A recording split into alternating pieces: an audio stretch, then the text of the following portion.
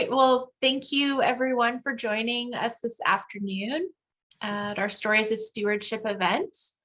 So this event is really a celebratory and educational event for all of us to talk about the stewardship activities that have been going on in the Vermilion River Watershed. So this event is brought to you today by the Vermilion River Watershed Alliance and the North Saskatchewan Watershed Alliance. And I'm your host, Michelle Gordy. I'm a watershed planning coordinator with the NSWA, and I'm joined today by Danielle Berry of the NSWA, as well as several of my other colleagues. So before we get started, I just wanted to go over a few housekeeping things. So if you could please mute your mic and turn off your video during the presentations, this will really help us save bandwidth.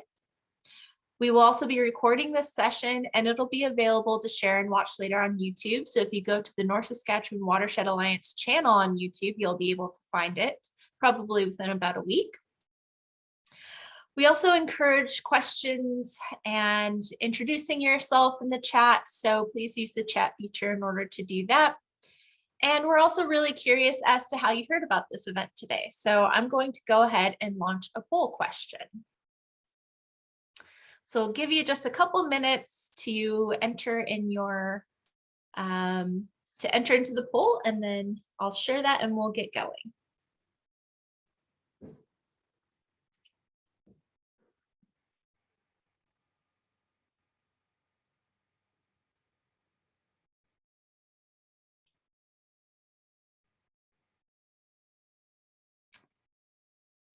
Looks like a lot of people heard about us from word of mouth so far, and social media, newsletter, radio. Keep it going for just a couple more minutes, or a couple seconds, I should say. All right, let's go ahead and share these results. So it looks like about half of the people who are here learned about it from word of mouth. So good to know how to share these types of events, and hoping to have more of them in the future. Thank you for participating in that. Okay, so moving on. Welcome everybody. We want to start by acknowledging that the Vermilion River Watershed, a connection of land and water that we envision to be healthy and sustainable for generations, rests on Treaty 6 territory, and that we are all treaty people. We acknowledge and respect the histories, languages, and cultures of First Nations, Métis, Inuit, and all First Peoples of Canada, whose footsteps have marked these lands for centuries and whose presence continues to enrich our vibrant communities. So today, our Stories of Stewardship event is going to include some landowner presentations, as well as some presentations from representatives of the Land Stewardship Center, Ducks Unlimited. We're also going to have some door prizes, so stick around to the end and maybe you'll win some really cool stuff. And we're also going to have an opportunity for questions and answers. And I would like to thank Environment and Climate Change Canada and the Government of Alberta, Alberta Environment and Parks, our funders who made the projects that we'll be talking about today possible, as well as this event.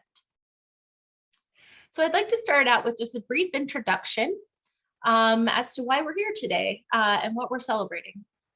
So in 2015, the Vermilion River Watershed Alliance was awarded a grant in order to implement the Vermilion River Watershed Restoration and Enhancement projects. So this map here is showing you the Vermilion River Watershed. So this is located just east of Edmonton. Overall, we had 43 projects across Vermilion River Watershed. So that's indicated by these orange stars. And landowners implemented many different types of projects on the ground to help restore and enhance over 20 kilometers of riparian areas and over 157 hectares of wetlands. And so the types of projects they did were wetland, river, and creek fencing, alternative watering systems, tree planting, and grass seeding. And the benefits of stewardship projects are vast, but for the ones that our land stewards implemented, the types of projects they did helped increase flood and drought resilience, increase water storage capacity, It helps improve the water quality and habitat quality on their land. Oh, my apologies. As well as improve soil retention. So what is stewardship, you may be asking? Well, let me play this video for you and let it explain.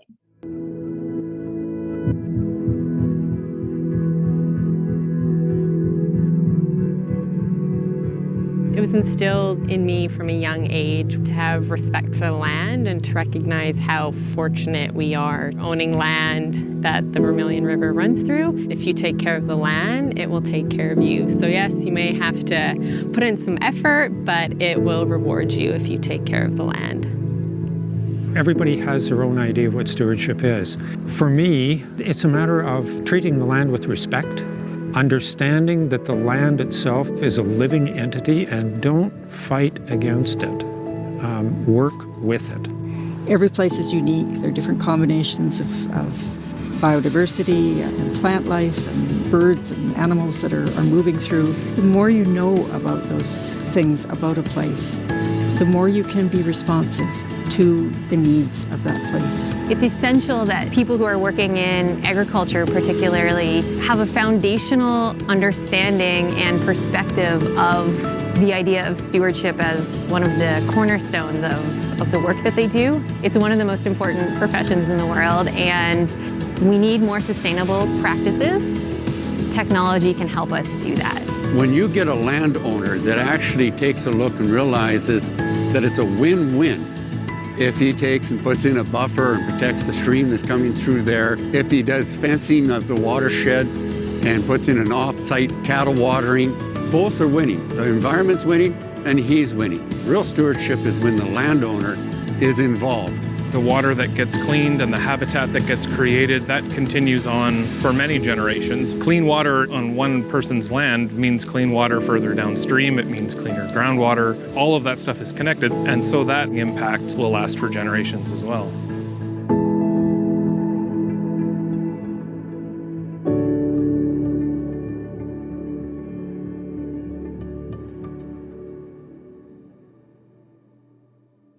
All right.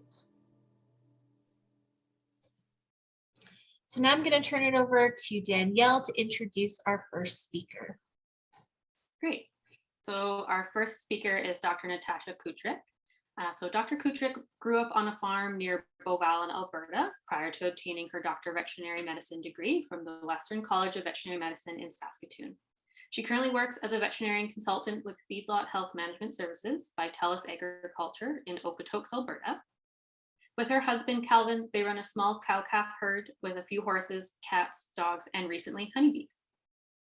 So I'll let you share your screen and go ahead. Thanks, Danielle. Now we practice this and let's see how easy I can make it look.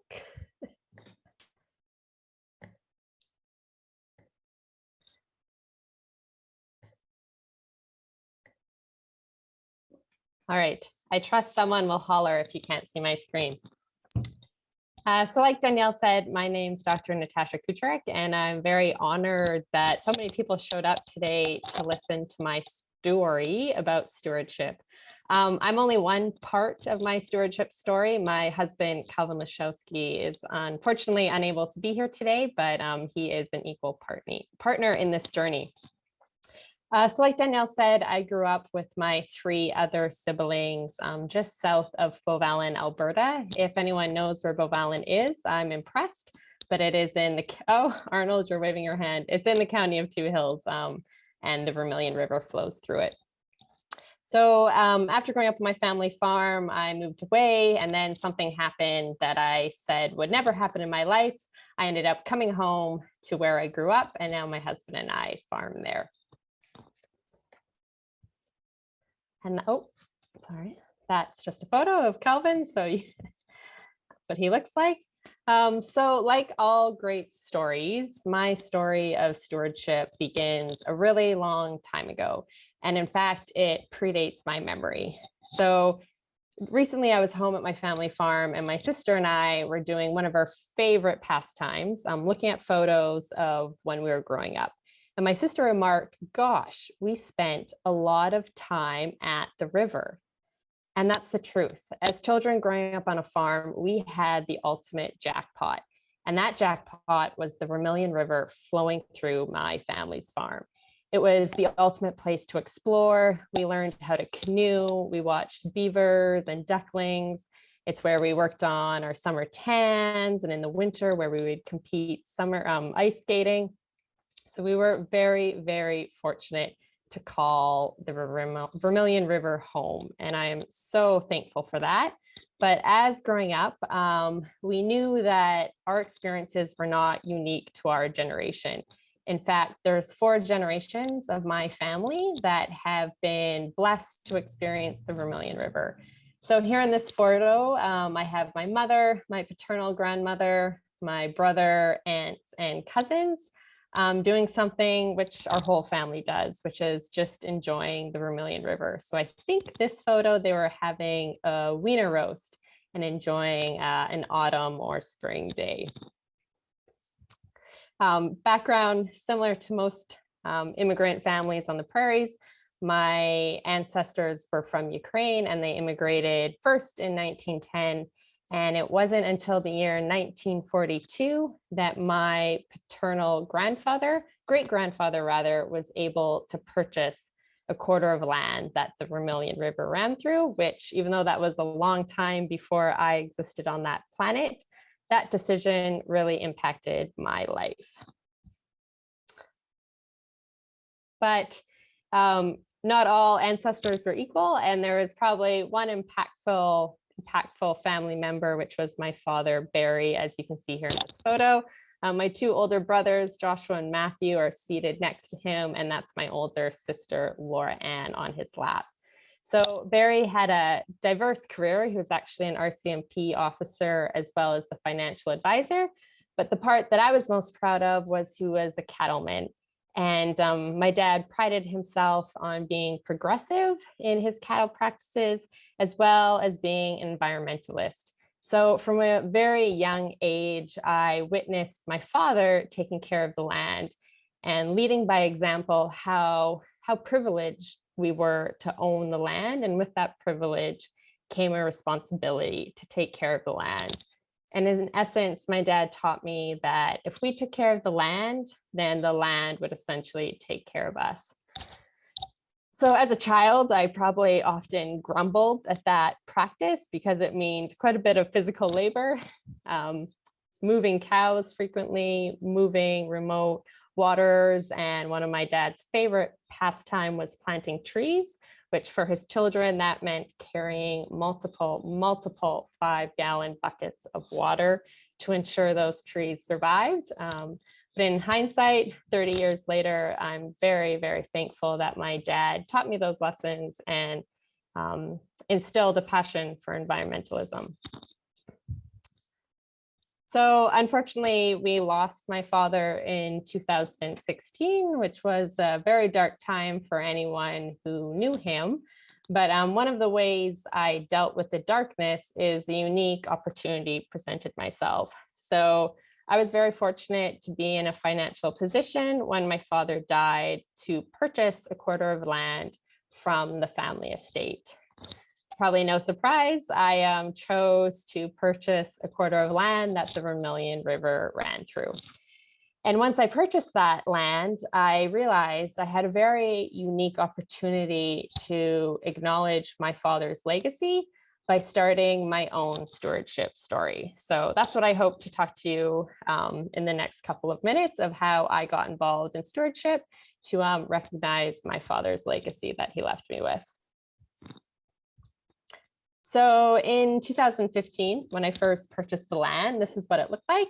So it was divided into 2 parts. You can see there's about 53 acres to the east that is seeded, and there's a 4-strand barbed wire fence that divides the seeded land from the pasture land.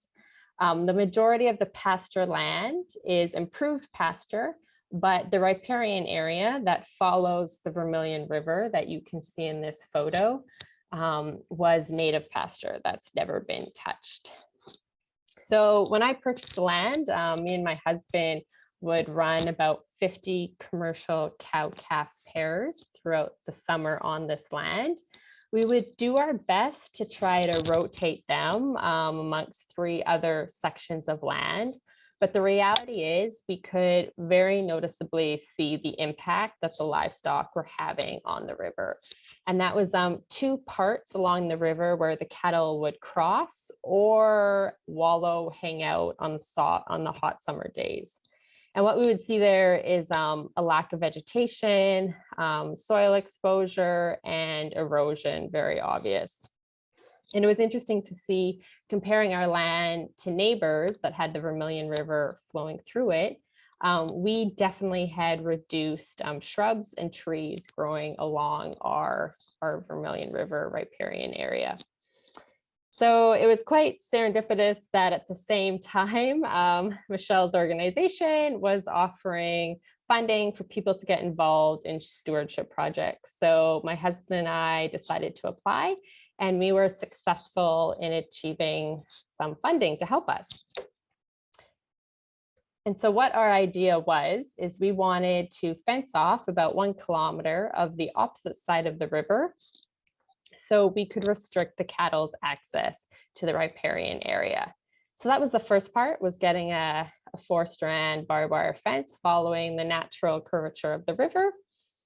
And then the second part, of course, as the cattle need access to that water still, we had a remote site cattle waterer. So that included the tank, solar panels, batteries, and pump.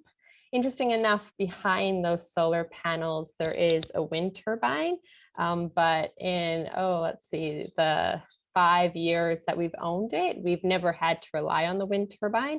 The sun's been powerful enough to keep that pump going for our cattle herd. And although I can't fault my husband, he's very helpful and he's always helping me move this watering system. It's important to note that me as a young female, I am able to move this myself and have done it frequently myself. So either with a pickup or a quad or side-by-side, I'm able to move this whole system.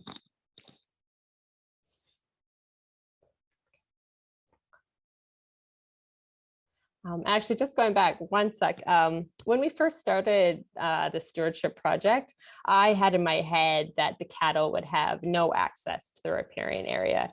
And I was really impressed through the Vermilion River Watershed Alliance and partner organizations such as Cows and Fish, that wasn't the goal. It's more just to control the access, so you're not allowing the cattle access to the river in the fragile time. So either the wet spring or the fragile fall. So it wasn't that the riparian area was completely unutilized by us, but just we had control. So the cattle had the smallest amount of impact, but still were grazing it and controlling the grass.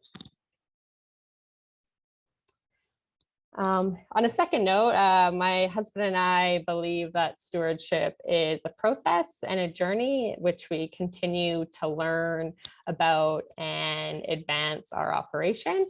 And we recognize that what my ancestors did maybe wasn't the best thing now, and even what we're doing now might become obsolete in the future. So we're constantly trying to stay up to date on the knowledge and the best practices. And in that mindset, we've tried to implement 2 new strategies. One is being electric fencing. So we've tried to electric fence our pasture into more pieces for rotational grazing, so the grass can have more rest and be more productive. And secondly, we've also gotten a hive of honeybees, and that's all I can say because I'm completely obsessed. And if you let me talk about them, I'll talk about them until there's no one left. So honeybees are amazing. If you have any questions, please reach out to me afterwards. Okay. So it should go without saying that all of these projects my husband and I have implemented have personally benefited our farming business. And if you know anything about farming, you know it's gosh hard, and we need all the benefits we can get. So the two most obvious benefits is it's allowed our land to be more productive. So with the rotational grazing, allowing the grass to rest more between the cattle accessing it again, has allowed us to have more pairs on the pasture for the summer. And secondly, this is common knowledge, but it's worth repeating. Off-site watering leads to more weight gains, which is how my husband and I are paid pounds of calf in the fall. So that's really helped us out with our bottom line.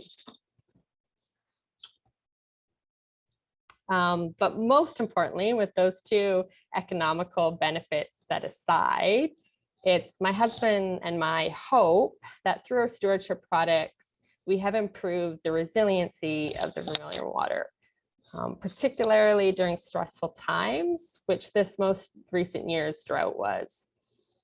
In fact, I remember when Michelle Gordy came to film on my quarter of land, which you just saw in the video before I began speaking, I was embarrassed and I was commenting that how short and how brown the grass was. And even though I had nothing to do with the drought, I was very aware that my pasture was hurting because of the drought. And now in hindsight, I recognize that we actually had something to celebrate that day. And that was that the Vermilion River was still flowing through the land and it was still able to allow my cattle a water source and we could still be utilizing that land. And I'm sure it's no surprise to many of you listening that the summer was so hard that many pastures became unusable, not because the feed source ran out, but often the water source dried up before the feed stores and you couldn't allow animals to access anymore because there was no more water. So I really recognize my privilege of having a healthy water system, such as the Vermilion River, flowing through my pasture and allowing us to keep our cattle accessing it. And it's actually really funny. I changed my thought process this summer with the drought. If you listen locally in agriculture, people often talk about their limited resource being their land base. But after the summer, I would argue that going forward, our limited resource is definitely our water and how important it is to continue to take care of it. And so in recognizing that, how important the water is to our farm business and essentially our livelihood, I'm motivated to continue being a steward of the land and all land, and particularly my favorite part of the land, the Vermilion River. So just as my father led by example and taught me to take care of the land, and if I do so, the land will take better of me, I really hope that this is a story that continues for a long time into the future, well beyond my existence.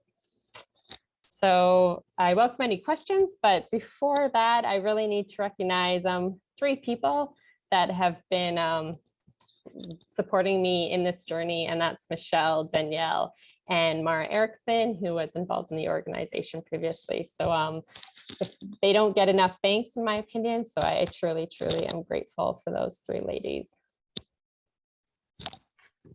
Awesome. Thank you so much, Natasha. That was such a wonderful presentation. Thank you for sharing your story with us. We do have one question in the chat that I thought maybe you could answer really quickly. Ken Crutchfield asked, Natasha, having realized the results now, would you advocate a landowner unfamiliar with the investment and return to take this level of improvement without outside investment? Yes. So my husband and I are currently trying to do that on other pieces. We do recognize that farming recently has been a game of small returns. So I respect that, and I don't judge anyone that cannot make it work. But I think in the long run, it will pay for itself, and that's what we're striving to do. Awesome. Thank you so much. All right, so we will move on to the next speaker. So Danielle, will you introduce? Absolutely. All right, so next we have Kirk and Trudy Harold. So they are the 4th generation in the Harold family to be farming on their land, and their family will be celebrating 115 years on the same homestead this upcoming January. They've been on the farm together for 45 years, Trudy being an import from the city, and Kirk having grown up on the farm. Trudy has a Bachelor of Education degree and Kirk has a Bachelor of Science with a diploma in education. Needless to say, learning is important to them. So much so, it's included in their farming plan. They believe it's important to share their experiences, knowledge, and story they present in schools, as well as community events such as today. They farm cattle and grain while Trudy maintains an organic garden. The 5th generation to work on this farm is preparing to take over, while the 6th generation, at only 10 years old, can't wait to get his hands on a tractor. Sustainability and stewardship are fundamental for Kirk and Trudy, and I'll let them take over from here.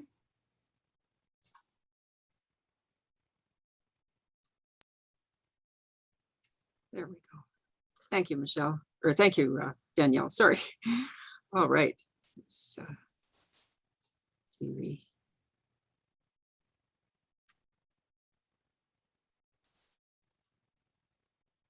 share a piece here.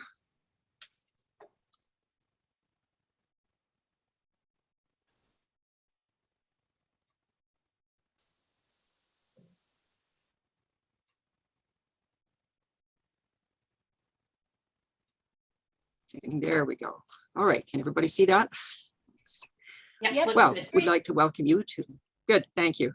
We'd like to welcome you to the Harold Family Farm. And as Danielle said, we've been here since 1907 within the Harold family.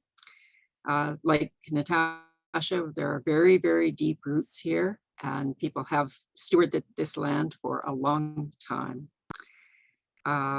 There is a legacy of stewardship here through each of the generations. There has been activities that have promoted and supported stewardship. Our opportunity in our time of being the owners and operators of the farm has been to be able to lift some of those things up a little bit more. And we too are really grateful for that opportunity to do this work and to be able to share it. We farm about 1,450 acres in total. It's contiguous, but makes a funny shape when you actually put it out on a map. One of the things you'll notice just looking over the land is that we actually have a lot of water on our land. We are in sort of the collection basin in our region here. At the northeast edge of the Beaver Hills watershed. So the Elk Island Park region is to the south of us, to the bottom of your screen, and the North Saskatchewan River is to the north, the top of your screen, and the water all flows that way through our land, especially on a floody year. You really notice it then. We have lots of varying soil types here and as well. So there's lots of different farming activities that go on in terms of accommodating that type of soil management on this farm. The project site, which we will walk you through a little bit of our process with the project, and you'll get a little bit of a sense of the chronology and some of the change that we've experienced over the project, is down in the bottom right-hand corner here on this quarter section down here at the bottom right. And we're just in the quarter across from our yard site, which is here in the center here. Okay. What we put together here is a map of our project that's been taking place over a couple of years now. The stream watercourse that flows through this land actually runs from east to west down here. Now this region over on the western side, we planted into grasses and alfalfa many years ago because the flow of the water then proceeds out here and drops south down to get to the creek area down in here. This is a big dugout along the way. The flow pattern for it is actually out of here and flows in this direction. So the water does meet in coming in here. And what we were looking at was buffer zones between the cropped areas, the white areas that we have here, and this wetland area, which remains pretty well permanent for most of the time. This strange piece in here is actually an oil well site as is this up here. We have quite a bit of oil activity in our region, and so that's something that also has an impact on the land and the land use as well. For instance, something like the roadway that goes into this well site is actually very compacted and prevents water from flowing from east to west across this land. As a result, we end up with larger areas of water that do show up from time to time in the cultivated areas. Eventually, that will be reclaimed, and at that time, we will make sure that our drainages return to what it should be in the first place. So it was in 1919 that we were approached, and it was kind of a multifaceted approach. The county people came to us. Lindsay came to us and said, "Would you be interested in doing a project here?" And we said, "Sure. What are we talking about?" Because as Danielle had pointed out in the introduction, part of our mandate is both in terms of learning ourselves and in sharing through being able to tell our story and hopefully provide a little bit of education to people beyond our own land. So we looked at putting together a project, initially a fairly small project, of utilizing this area on the south side of this water course that we had. Now that was because the land is fairly flat in here and is more affected with outflow from that watercourse area into what was being a cultivated area.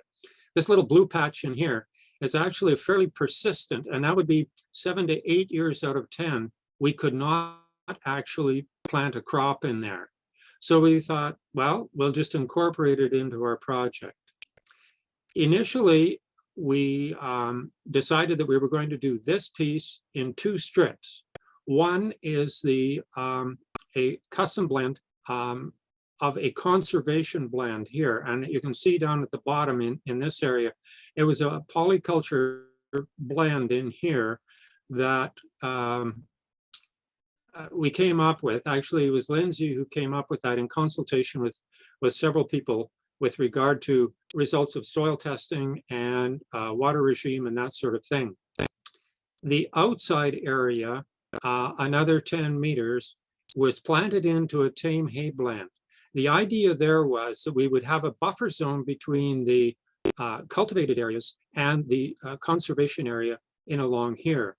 Also, economically, by coming up with the width of this, it was then a viable piece of hay that we could use. And because we have cattle ourselves, we actually have a market and the equipment to utilize a piece of hay, even though it's kind of an odd, long, skinny shape.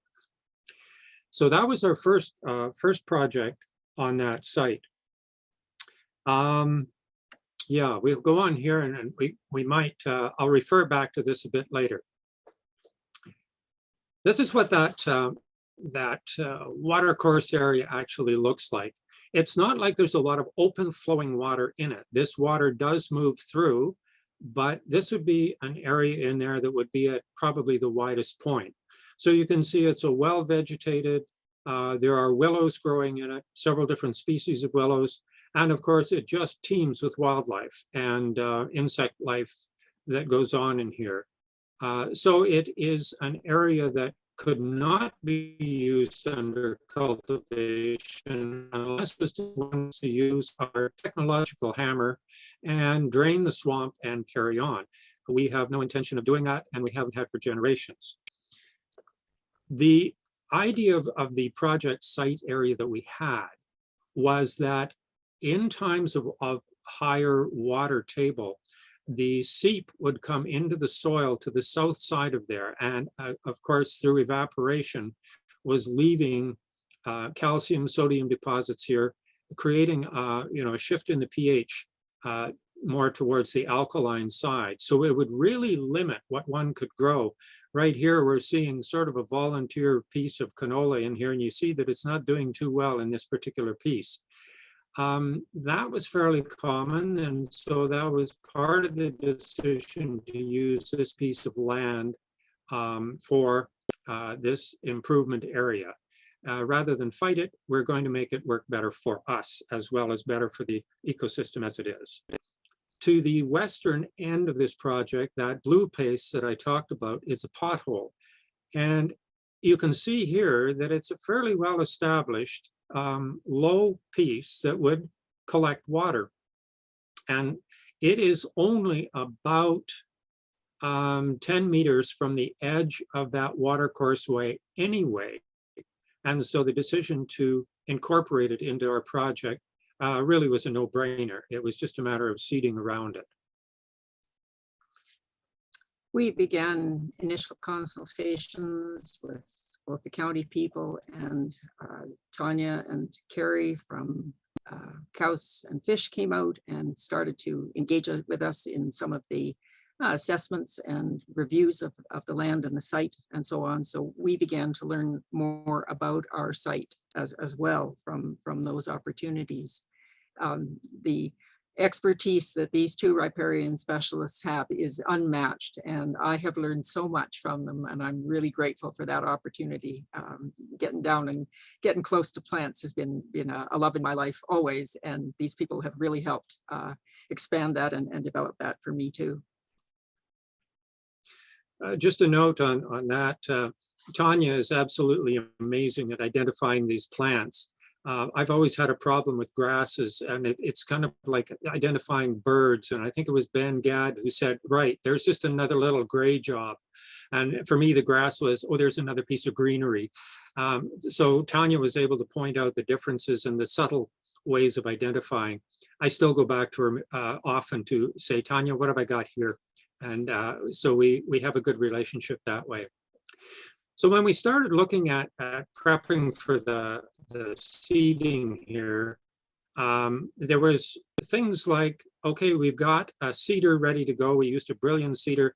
Now, how much of this blend do we actually seed, and how do we set the machine? So it sat in the shop for a while as we all contemplated how the heck we were going to set this thing. And eventually we got it set up so that we had a pretty good idea, and we figured, well, we'll aim for the light side and we can always seed over it again if we have to go back and do that. So we went ahead and seeded it that year. Now, this is about 2 weeks after our seeding there, and we ended up with the rain, and all of a sudden our whole area that we seeded here had these water hole patches coming in. And we thought, oh my goodness, how is this going to turn out for establishing our new project area? But this also indicates where that water regime does inculcate into the area that we are looking at. So you can see that it wouldn't be uncommon for water to show up in that cultivated area. So often we would be seeding into that area, and we'd end up either losing it through the flooding, or we couldn't get into it later on to harvest it anyway. So that was part of the determining area. And that just goes back with knowing your own land, of figuring out what areas might be best suited for certain things. Obviously, this area would be good for aquaculture, but agriculture may be a little difficult at times. So the gals from Cows and Fish came out and started getting really serious about finding out what is actually out there. And they provided us with a riparian health inventory in July of 2019. This was the team of people that came out and helped us identify the types of plants and things that were in that zone. So we have a really good baseline to work from in moving forward. Our team from the Ag department here at Lamont County got involved and came out and checked out the site. Lindsay to the left, and Terry Eleniak to the right-hand side there, and a couple of students who were with us, all checking out the various site, and we're all learning together here. Speaking of learning together, Lindsay and the NSWA came together in August of that year to offer something called Riparian 101 workshop. And so people came to the farm, and they were introduced to not only our project area, but also the North Saskatchewan Watershed Alliance as a whole. So it again gives that opportunity for people to place things in that larger context. And our cat, of course, came to visit, and Carrie and the cat had a lovely moment there together. When we took them out into the field area, so we were able to take a look at the catch of the grasses 2 months after the seeding area that had occurred, that had come along that year. And you can see that we were getting a pretty good catch. And we were getting lots of good identification as we were going along to help us identify what it was that we were seeing out there.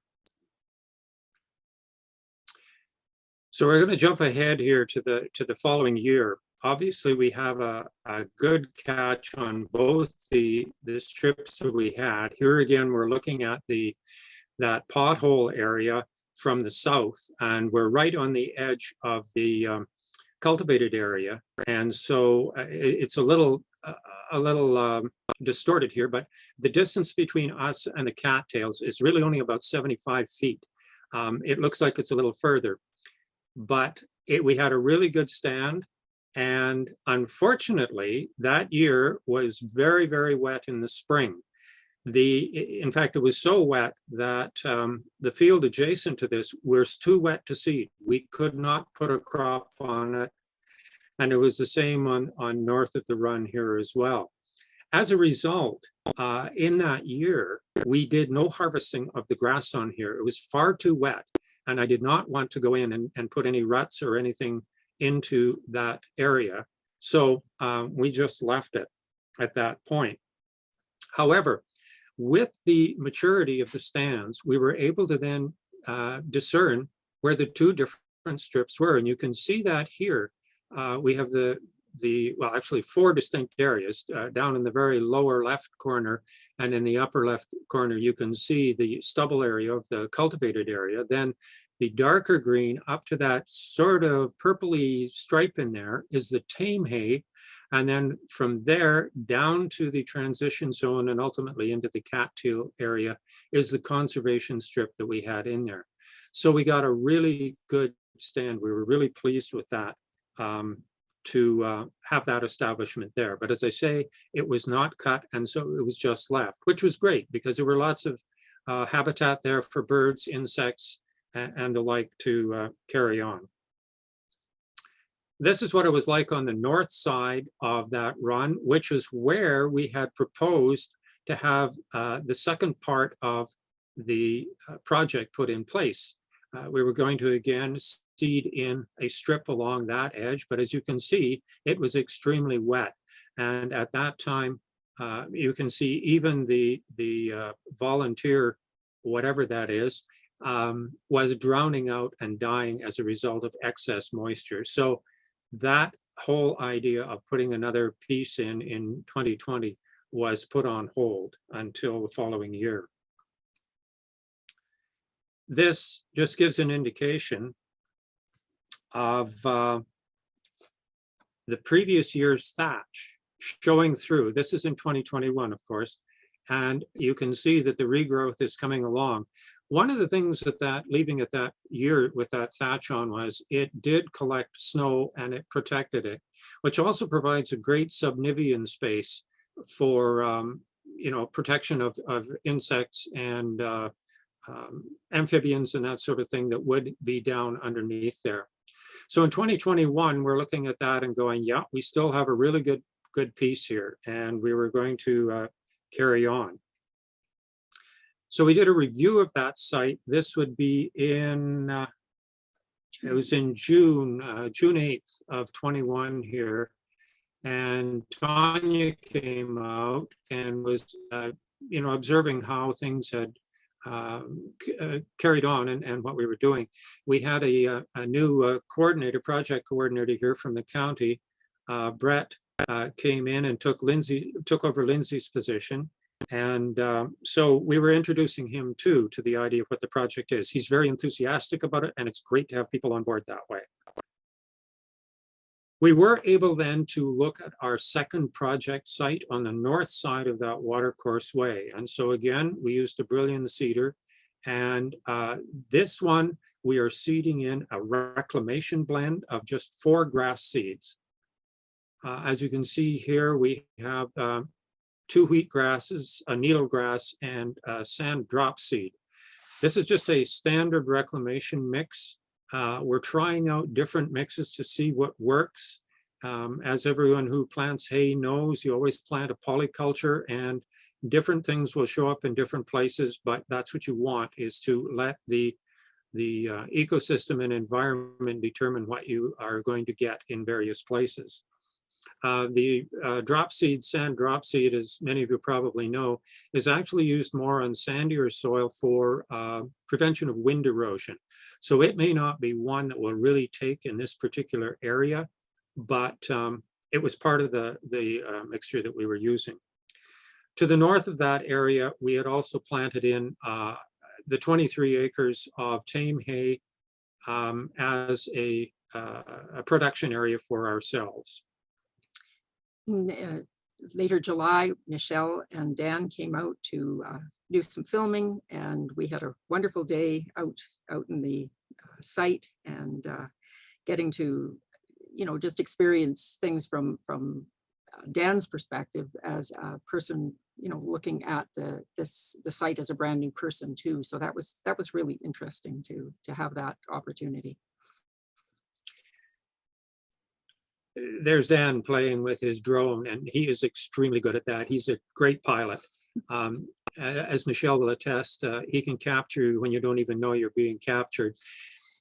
The notable thing about this was, you'll notice that there are a couple of hay bales in the background there. This past year, we were able to take the hay off of that, but when I cut it, I didn't cut all the way down to the edge of the watercourse area. I left about half of that strip in there, because that is the transition zone. And part of the project is to determine what plants will migrate out of the watercourse way and into the area that we're working with. It has already happened in some areas that we will have because of the persistence of moisture. We've got cattails moving into places that we might not otherwise have. And there has been some determination of what species will be staying in there. Part of the idea was, how do you quantify and in some senses justify and sell the idea of putting in strips like this for producers? And some of that comes down to the economics, because let's face it, we're all in a business here as well. On that particular strip, which amounts to, in terms of the amount that I actually cut, would be about 1.5 to 1 3/4 of an acre. And I took off about 2.5 tons of hay off of there.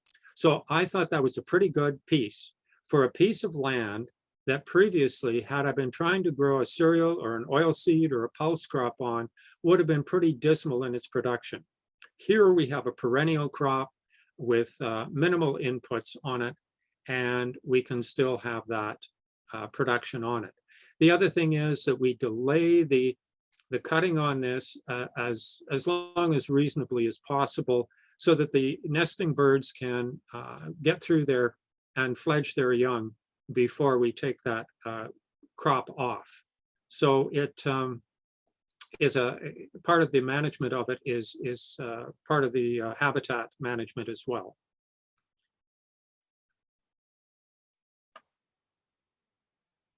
So that's where our project stands today. A further extension is we have that larger area of hay that I planted on the north side there, and another piece on the quarter to the north of that have been planted under the Ducks Unlimited program using proven seed on there.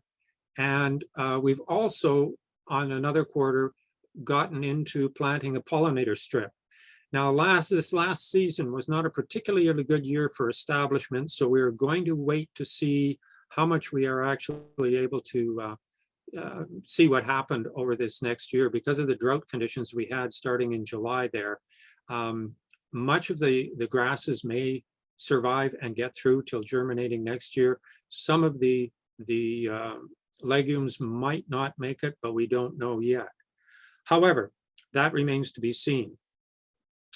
So in summing up our whole thing here is, today, really, as part of our stewardship practices for the farm, We want to preserve biodiversity, and that has all the implied benefits such as pollinator insects, parasitic insects, just the diversity that really lends itself to a much richer and more diverse environment. We want to preserve these water reservoirs for the environmental services that they're performing. Now, there's a lot more information coming out in the literature now of just what these potholes and small reservoirs mean in terms of the, both the watershed and the biosphere, that these are critical to both rainfall and flood mitigation in terms of slowing down the movement of water and retaining it within the soil moisture. There's just been a very interesting study has come out of University of Calgary that would show that in the spring, it's these low spot areas that are capturing the snow melt, and later it is allowed to get even in as far as the groundwater system, whereas most of the time, most of our spring is just runoff. 80% is runoff into our creeks and rivers and will never see the ground. The other big thing about this is trying to use the best management practices of the land so that we end up with positive outcomes for both ecological and economic issues here. So this just shows when we were starting in on that project and we got that early rain, even this land would show sheet flooding here, as you can tell from the mulch that had been moved by that water movement in there. So obviously this is an area that probably should not be cultivated, but rather should be in a permanent cover program, which it is now, and we will continue to monitor that. We hope that today's practices will allow our stewardship to continue into the future for the generations to come. We'd like you to meet Generation 6 on the Harold Family Farm.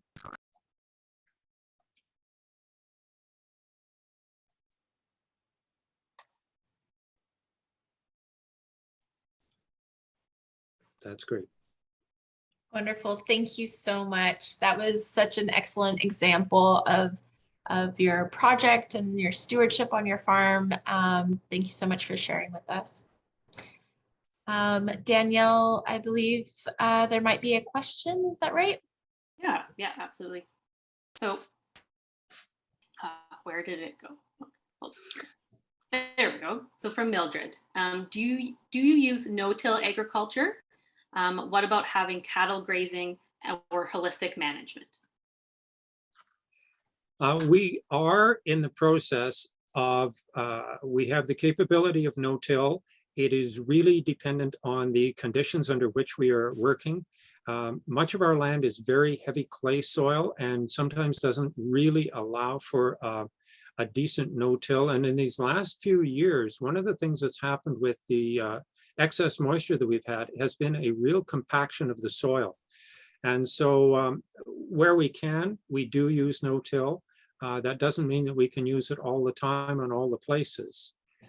Cattle, we don't have cattle on this particular grazing area, but we do have other pasture areas that we are using. And within that cattle operation, like Natasha was talking about, we have remote watering systems and protect water systems over there, and use rotational grazing on a bit of a larger scale to run our cattle herd, which is 50 cow-calf commercial herd. And it allows us then to utilize what would be, in the parlance of the day, marginal land, which is under permanent forage cover. And some of that needs reclamation again, and we'll be working on that in the future too. You want to speak to the holistic management? Sure, yeah, I got into holistic management about 1.5 to 2 years ago, and I've been doing all the courses and learning their strategies, and it's slowly sinking in, and it's beginning to have an effect, and we're beginning to start to use new words and new language and new ways of looking at things. And I highly recommend it for anyone who's managing multi-layers of a farming operation. You know, when they look at financial, they look at grazing, they look at your planning, your people, all of those things get included in holistic management, and it's a wonderful program, and we're headed in that direction for sure. Wonderful, thank you. I just wanted to take a minute just to share an opportunity that is coming up. So the Heralds, their project was in partnership with Lamont County, the NSWA, and the Vermilion River Watershed Alliance. And this was through the Canadian Agricultural Partnership. And currently Lamont County is looking for more landowners to do projects, particularly on cropped lands. So if you live in Lamont County or have land there and would like to do a project, the contact information is here, or you can put your email address in the chat and we can send you some information. So thank you so much, Kirk and Trudy. We will now go on to our next speaker. Let me just share that screen now. So actually it is by the Poliakuski family, who was not able to provide a presentation today, but Danielle was able to put together the slideshow that they made for us to present. So I'm just going to click play on that and hopefully you can hear it. If you can't, give me a shout. This project was completed in 2018 and is located between the town of Vermilion and the Vermilion Provincial Park. This is a family farm and ranch with 2,300 acres. 2/4 is grazing land and 2/4 is grain land. This family picked this property for the creek and views of the Vermilion River. It's been important to these landowners to maintain the land via good stewardship practices. They have worked with the VRWA and NSWA, as well as alternative land use services. For this project, 2.15 kilometers of creek riparian area were enhanced. This creek on their property flows year-round, as it is spring-fed. As part of this project, all riparian areas were fenced off from cattle to keep the water clean and the riparian areas intact. This also created a buffer area between the cattle and those forested riparian areas. They have multiple types of wildlife-friendly fencing features, including a smooth top wire and a lower height. These features also increase the longevity of the fence. A big part of this project was to build off-stream waterers with funding from the Vermilion River Watershed Restoration and Enhancement Project. This waterer uses a solar-powered pump, which provides 95 feet of vertical lift to an off-stream holding tank, which the cattle can access. This keeps cattle off the delicate riparian areas, preserving vegetation, reducing erosion into the water, and maintaining the soil quality along the banks. This property also has many deep beaver ponds. These slow erosion during heavy rains and the spring melt, acting like holding tanks for excess water and slowly releasing it over time. On the southern banks of the creek, there are old-growth black poplar forests. These trees provide shelter for all kinds of wildlife. On the sunny north bank, there are many native grasses and shrubs. Some of these include hawthorn, wolf willow, chokecherry, saskatoon, cranberries, hazelnuts, raspberries, strawberries, mushrooms, and some native cactus where there is enough sun exposure.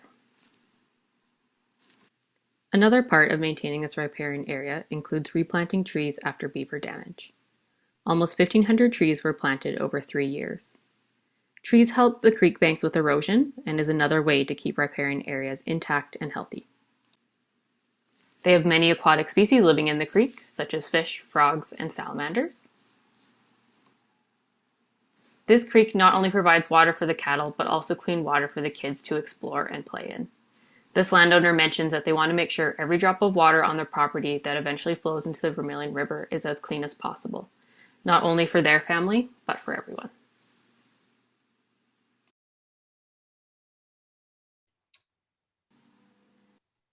All right. Well, so that was from the Poliakuski family, and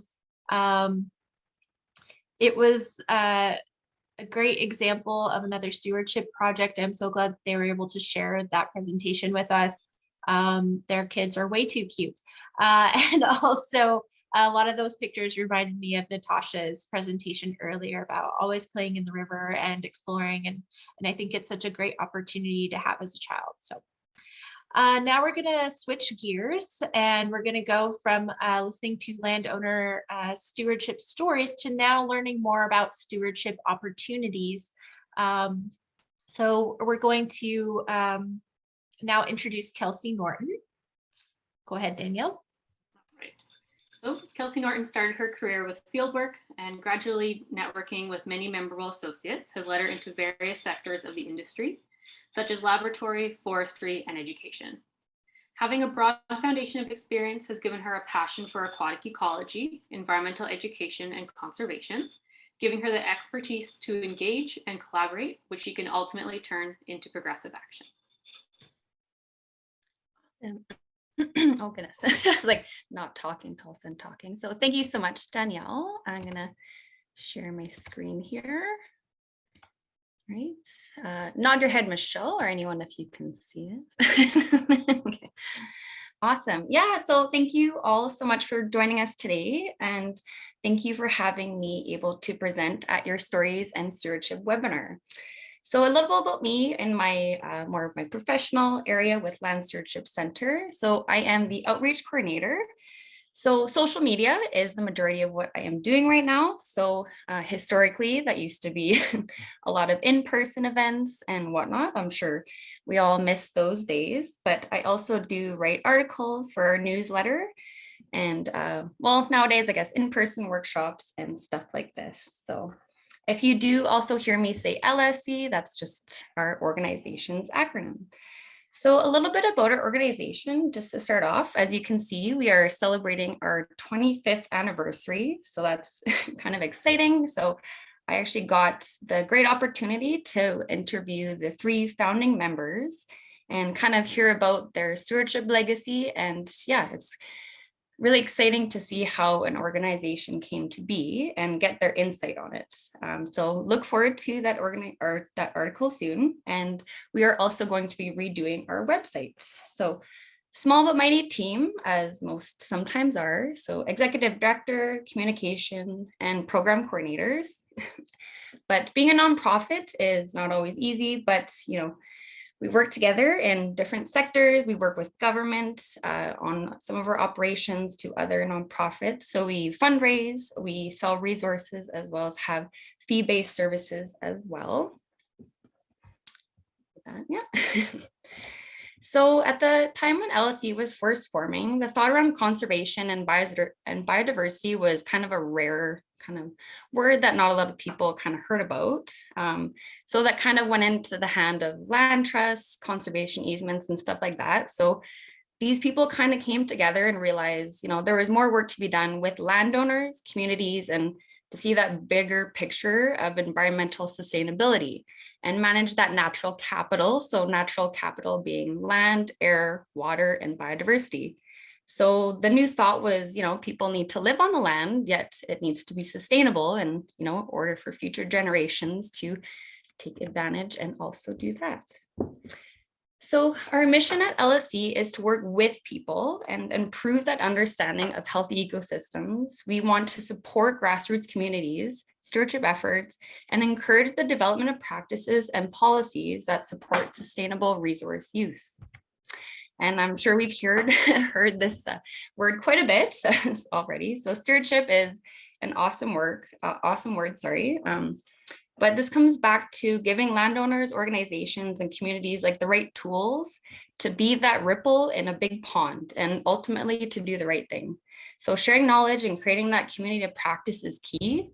And our definition, in the most broadest sense possible, is the recognition of our collective responsibility to retain the quality and abundance of our land, air, water, and biodiversity, but all of its values in a sense. So there's environmental, economic, social, as well as cultural.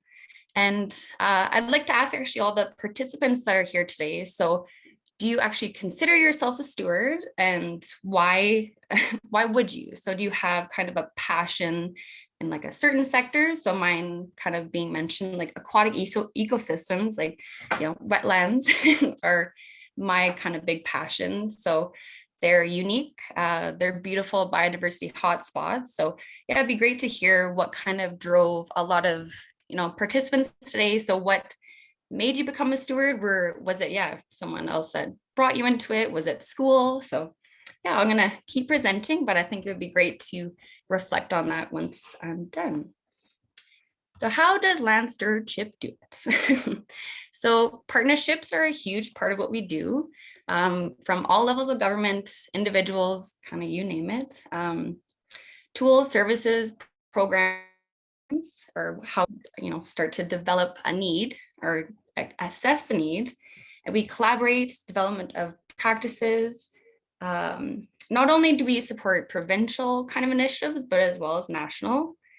And we want to deliver those core programs. So I help do that to a sense with social media and outreach. But as I saw from earlier, word of mouth actually is also very important. So our approach is to engage. So yeah, the need, working from the bottom up to the top. We build that network, which has been interesting the last few years, but that's what kind of happens. And yeah, develop the solutions. So there are many different answers to the problem, but how do we actually do that? Through our programs. So one of them being the Alberta Stewardship Network. So it's the responsibility of all of us to kind of look at initiatives and projects and how we can conserve and protect those natural resources. So the Alberta Stewardship Network was formed to serve the needs of these grassroots stewardship groups by identifying funding opportunities, looking at volunteer recruitment, training opportunities, access to relevant resources, which is sometimes kind of hard to do. We, as of late, did social media 101, grant writing, and as well as we are looking to do a Indigenous engagement webinar as well. We also have the Green Acreages Program and Watershed Stewardship Grant. Watershed, I cannot speak to, which I'll be going into more depth a little bit later. But the Stewardship Network, we actually just recently revamped onto kind of a new, more engaging platform that you can actually search. And if you are not on here as an environmental group, it is a great way to get involved, and I highly recommend it. We also have our Green Communities Guide. So we sought this as an essential tool to help communities plan and implement nature-based solutions to conserve water, water quality, land, and critical open spaces for wildlife and habitat. Because, well, nature is one of the most effective ways we have, come to realize to combat climate change. And these actions work in harmony with nature and incorporate conservation and biodiversity. And it's honestly can be one of the most cost-effective approaches to mitigate climate change. So it's designed for municipal planners, developers, community groups, and much more. So it is a living resource that highlights innovative, nature-based approaches that can manage and develop in respect to natural systems. So there is some great examples of how these have been implemented across Alberta. So I really recommend that you check that out. And the ever so awesome Green Acreages Guide. So there's been an increase as of late. Most people, they want land and they want to live on the land. So living that rural lifestyle isn't always easy, but people want to do the right thing and they want to be sustainable. So we found there was a lot of resources that weren't readily available. So this became kind of the go-to that we hope to get into the hands of a lot of county people and kind of the counselors and,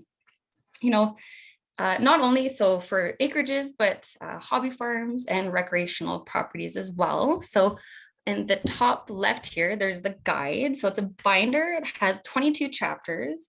It's more or less like a choose your own adventure, we like to say. So, that's a lot to handle. Like I think when someone said stewardship is a journey, it's not kind of a one and done. So there you can create short and long-term goals. You kind of look at your property as a whole and assess it. And it kind of guides you and creates a plan with a purpose, we like to say. So we like to add information to it constantly. We added a resource extraction, which is kind of in the middle there. And we're looking to do kind of Indigenous knowledge and kind of incorporate those concepts as well. We have the primer, which is kind of just a small booklet that summarizes some of the key information within the workbook. So these are available on our store, but actually as well, if some of the counties in Alberta gave webinars on this, so if you actually might contact your county, they might have one available for you, but something to maybe look into. So definitely Green Acreage's Guide and Action. So this is an example from Red Deer County. So on your top left, there is the before. So you can see that they had a lot of bare land, and on a windy day, that would not be very admirable to be outside if there were to be a huge dust storm. So they implemented a whole bunch of trees and shrubs, and they wanted to have wildlife come back. They wanted to have kind of the pollinator gardens. So hundreds of trees and shrubs were planted. And yeah, you can tell afterwards it was very successful.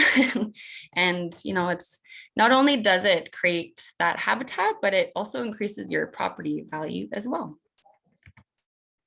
So with the Green Acreage's program, and actually the exciting part is the funding that we currently have available.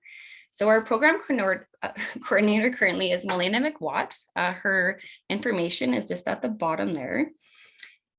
So we have funding. Yeah, so step 1, the workbook. Step 2, what project is eligible? So it can kind of like a range from, it has to be either flooding and or drought. So that can kind of go into a different array as it depends on the year.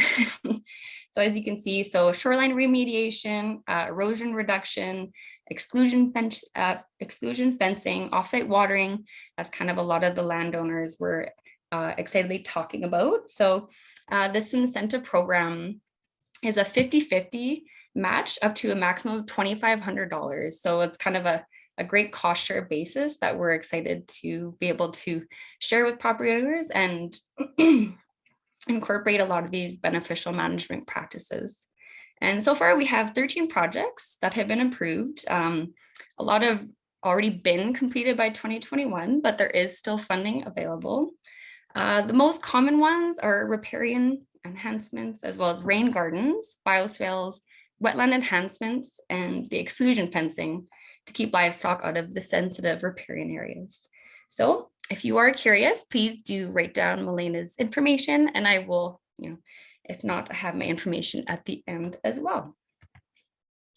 Our second program, or third, I guess that was mentioned, was the Watershed Stewardship Grant. So this awesome program has been going since 2006 with funding from Alberta Environment Parks. So we give it on behalf of them. So over 180 grassroots stewardship groups have received more than $2.5 million in funding and over 360 projects in communities across Alberta.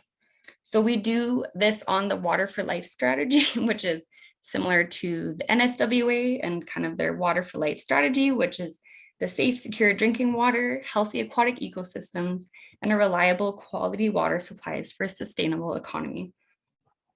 So a big part of being able to get funding for this is like increasing awareness of local watershed issues, displaying kind of the best management issues around a watershed. There's even been how to redo a website so you get more outreach in your community. And actually, even my local lake group, we did exactly just that. So you never know. The rate of applications are increasing, but it's exciting to see all the different types of ones that do get approved. So like I said, yeah, they're very unique. So from monitoring and researching, restoration, kind of boots on the ground, if you wanted to do education, outreach, and just, general sharing of the knowledge. And I always love to mention our partners that we have. So we do kind of a shared services agreement. So we also work with Beaver Hills Biosphere. So that was a UNESCO designated site in March 19th, 2016. So it's a global recognition, kind of how to balance human and nature and live sustainably on the sustainable land, and not only for biodiversity, but economic development, culture. So it's all these awesome areas that are working to have a living laboratory. So we have the core area, so Elk Island National Park, and then we have kind of the buffer zone, so the conservation areas, and then, yeah, the transition area, so the people that are working and living on the landscape.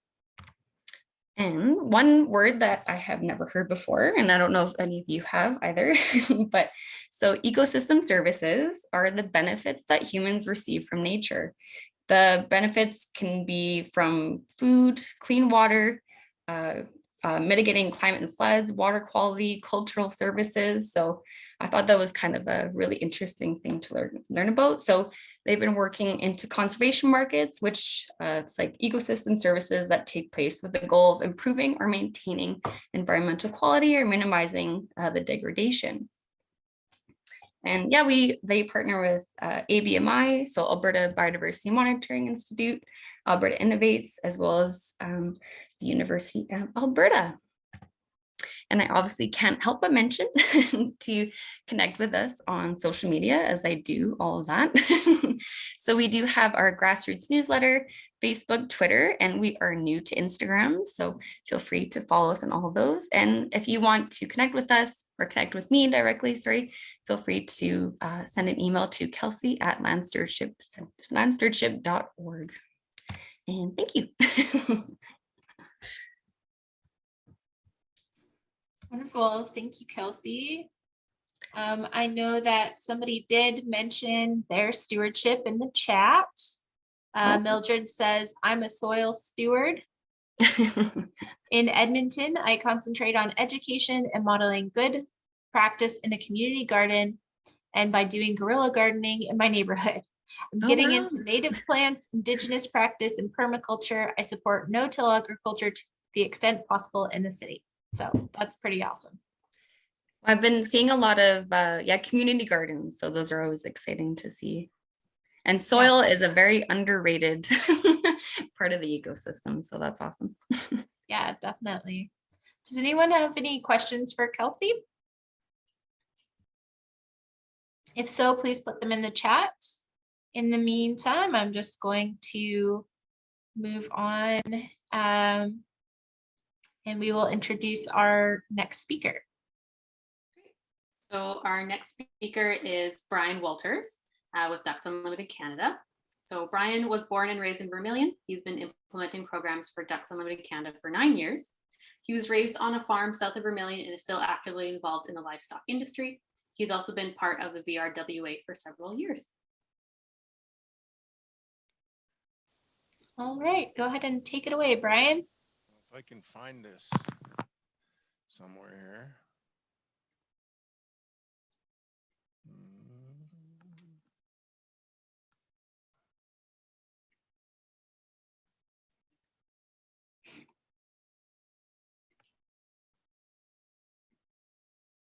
Can you see anything yet?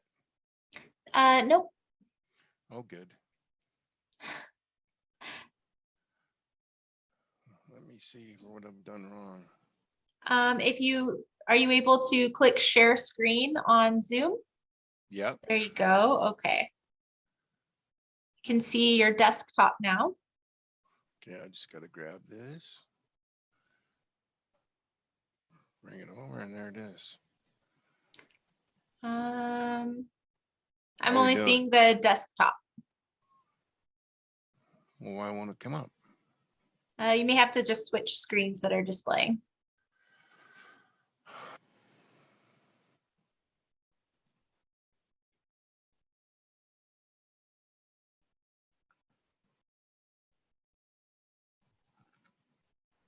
Double click on your presentation. How are we doing now? Okay, so I see the presentation moving on to the correct screen. Yeah. There we go. And okay. It's in presenter view.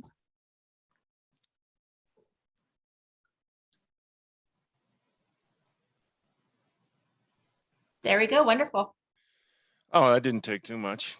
Okay, it's great to be here with you folks. I'll get through this as quick as we can. I know we're getting a little tight on time, but this is just a little presentation to talk about our work together in the NSWA and the Vermilion River Watershed as well.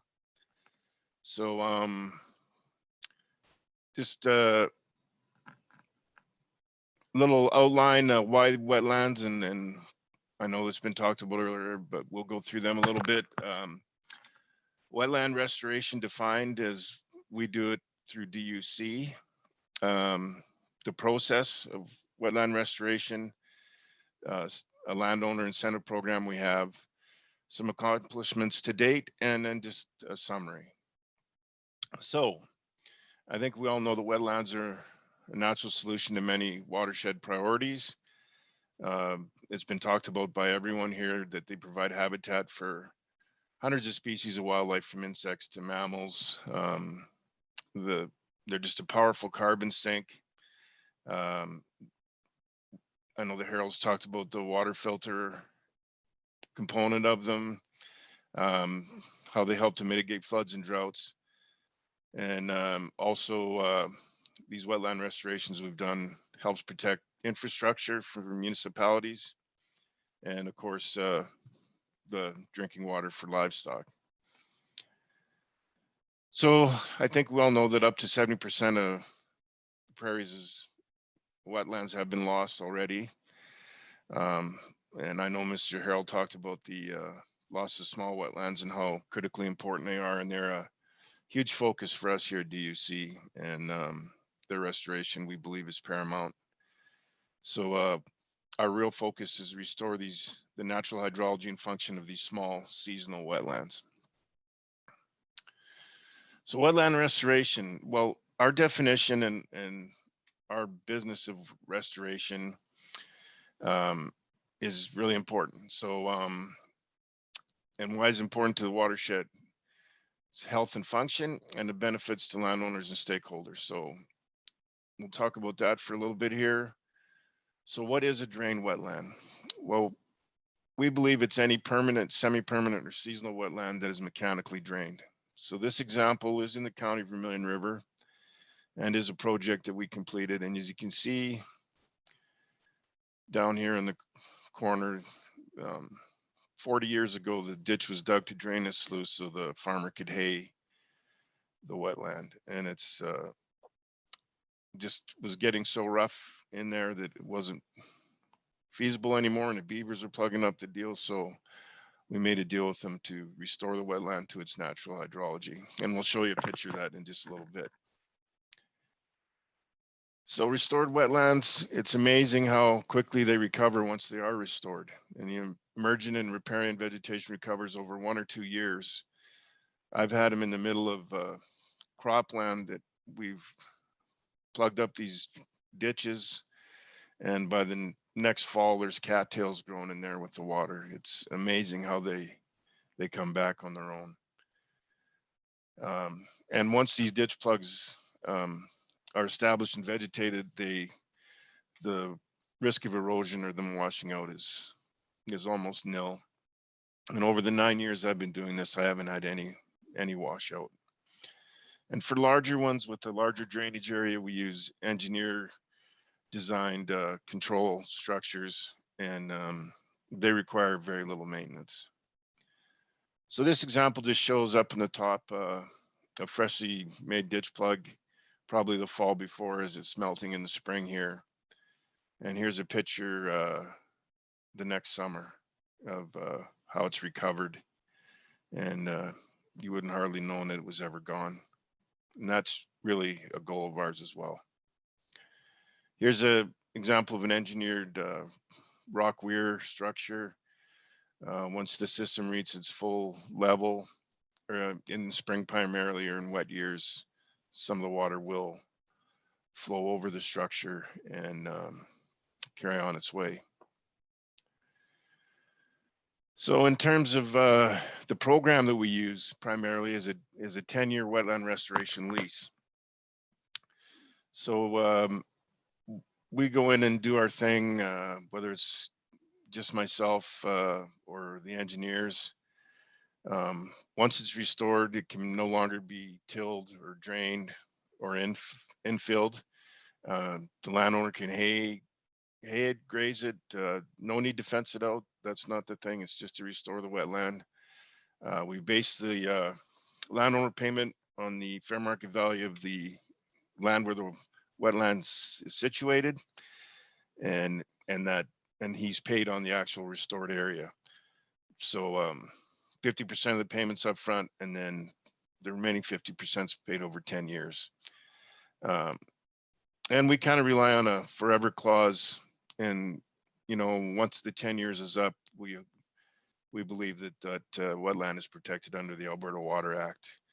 And that 10-year term is caveated to the title on the land. So the fit on grazing land for our restoration lease is, you know, and the wetlands drain and pass for stock water consolidation. It provides water early on and later, depending on the size of the wetland. In fact, I had a wetland restoration I did a couple years ago that was completely hayed this year, and the rancher was quite happy to have an extra 50 acres of hay this year. The motivation is great compensation, we believe. There's shallow basins, so these ones that are more seasonal dry up and provide excellent grazing once the water is dissipated. As far as cropland, it's more challenging, of course, with these large equipment and straight line farming to implement program, but some of the imperfectly drained wetlands or drained basins on margins are ones that we go after and try to gather up as well. And again, the compensation is kind of the motivator, especially on the cropland side of it. So as promised from before, this is that same wetland restoration I said once it was completed. So it had a large drainage, so it was a rock weir chute constructed where the red dot is. And the blue outline is the 40.22 acres of restored wetland that the farmer would have been paid on. And it's been a great success. And he was happy to have the water contained as long as it was this spring, because he got a lot of grazing out of it this fall as well.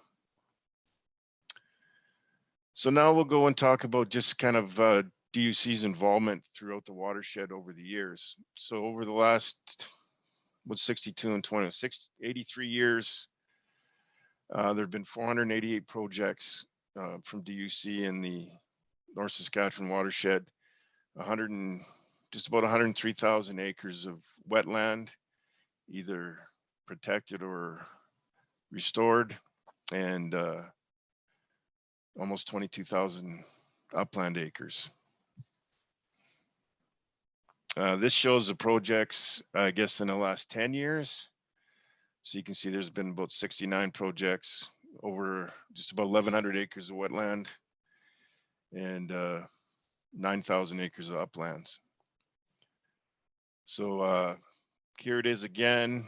There's a lot of dots in there, and it just kind of combines the two slides and shows you what we've done within the watershed, and we'll continue to fill that up with more dots just as fast as we can. So I'll summarize quickly here and just ask, how does DUC support the work of the Vermilion River Watershed Alliance and NSWA? And of course, we do have a long-standing partnership with the NSWA, and we did participate in the SOW WMP, of course, the State of the Watershed and the Integrated Watershed Management Plan. DUC Conservation Program supports several priorities of the NSWA and IWMP and the VRWMP, while compensating rural landowners for ecosystem services. And we are helping them implement these plans. So we're glad and happy to do that and believe in it very much. And we do continue to support municipalities throughout Alberta by assisting them in accomplishing their wetland and upland restoration goals. And we can undertake the complexities of wetland restoration where municipalities may not have the capacity and or expertise to do so on their own. So basically what we're saying there is we're here to help, and we'd love to help. And that's what we do. So if there's any questions, there's my contact stuff. I can get into a little more deeply, I think, one-on-one with people. I know we're getting short on time, but there you are. Thank you very much, Brian, for your presentation and for sharing all of the work that Ducks is doing. And it's great to know that that's an opportunity for landowners to implement some more stewardship projects. And I have to echo Mary Ellen in the chat, and that it's nice to see all those dots across the watershed. Yes. So I'm going to go back to sharing my screen here, and we will move on. If you have any questions for Brian, please put them in the chat and we'll make sure they get answered. But we are running short on time. So now I'm going to switch it over to Danielle to talk about our door prizes and some other stuff. Okay, so yeah, we have 2 door prizes to give out today. So stick around if you guys have a few more minutes. And we did get some items for these door prizes from the Riparian web portal, which is a project that the NSWA is involved in. So I'm going to give a very brief overview of what this portal is. And there will be an opportunity for some more learning about it in the new year, because this is very relevant to what we talked about today. So I know the word riparian was thrown around a lot today, so I'll give a little bit more of a concrete definition. So riparian areas are transition areas between aquatic and terrestrial lands where the extra water results in moist soils supporting water-loving vegetation. So these are the green belts that you see around rivers, lakes, wetlands, and streams. And they have a lot of benefits to keeping them intact. A few listed on here and what we've talked about today as well. So big things being drought and flood management, things like that. So what is the portal? So it was created to support Albertans to build healthier riparian areas. So it's giving access to condition assessments for riparian areas, summary statistics for the water bodies, as well as resources for conservation and restoration. So the way we did this was we developed a new way to assess intactness of riparian areas along a water body. We combined that information with pressure on the land. So an area, say urban development, puts more pressure on that riparian area than say a natural forest would. And then combining those two together, we can make prioritization. We can talk about the prioritization of either conserving that restoration area or that riparian area, that we want to maintain it how it is, or to look for areas where restoration would be beneficial to that riparian area based on these 2 measures. So that is a very, very brief overview, but this is launching in early 2022. You can check out the website already. So it's at riparian.info, but there will be a public open house when it's officially launched, which will go over all of this information in more detail. But the really exciting thing that's also relevant to us today is there's 3 things that you can do on the portal. So browse data from these satellite inventories. There's an interactive map. You can also share examples of on-the-ground restoration projects done by landowners as well as conservation groups. So you can see what's been done in your area and therefore maybe what organizations to get in touch with if you want to do your own restoration project. And there's also tons and tons of resources and educational material to help landowners adopt new restoration or conservation projects. So they, yeah, really great to check out if you want to if you want to hear about this public open house. If you sign up for our newsletter at nswa.ab.ca, we'll definitely be included in our monthly newsletter, so you can register and learn a bit more there. So just a quick plug, of course, get in touch if you have more questions. Now for our door prize winners, we have for the first one, Mildred Bill. So if you can message us with your contact information, we will get your address and get this sent to you. And then for our second door prize, we have Bruce Kosuji. If I hope I didn't butcher that last name. And so as well, if you would like to reach out with your contact information, we'll be in touch and get it sent to you. Awesome. Congratulations to Mildred and Bruce. All right. Well, with that, we would like to give a very big thank you to all of our speakers for coming out today. and presenting and sharing their stories of stewardship. And also thank you to everyone who came and watched and participated, and to all of our partners that were a part of these projects. We couldn't have done all of this without you. So thank you, and let's continue to celebrate all of the good work that's being done. And we'll stick around here for a little while if you guys want to chat, or if you have any questions or anything like that. So yeah, thanks so much.